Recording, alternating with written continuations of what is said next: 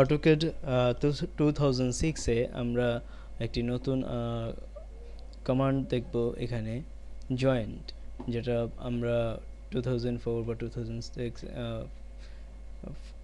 2তে এভাবে আমরা টুলবারে এগুলি দেখিনি। আমরা জয়েন্ট কমান্ডটি এখন দেখব কিভাবে করা হয়। লাইন কমান্ড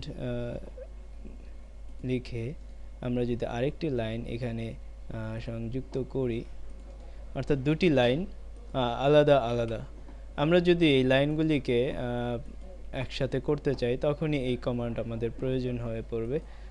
আমরা কমান্ডটি করার পর এখানে আমরা স্ক্রিনে দেখতে পাচ্ছি সিলেক্ট সোর্স অবজেক্ট, কোন অবজেক্টের সাথে আমি এই বাকি লাইনটাকে সিলেক্ট করব, একসাথে করব।